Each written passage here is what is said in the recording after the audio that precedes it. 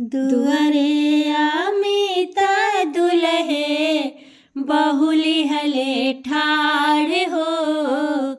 दुअरे अमिता दुल्हे बहुली हले ठाड़ हो। हमके परिचय अम्मा बहू के उतारा हो। हमके परिचय अम्मा कैसे परिचय बाबू बहू के उतारी हो।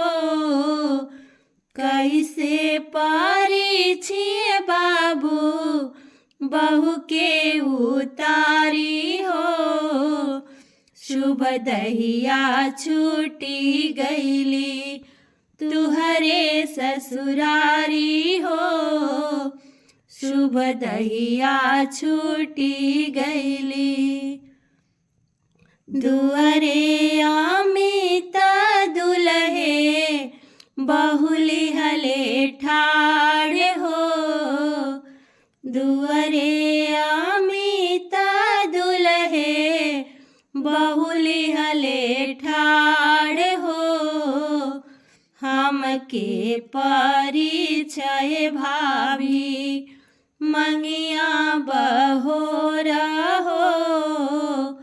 हमके परिचय भाभी कैसे परिचय बाबू मंगिया बहोरी हो।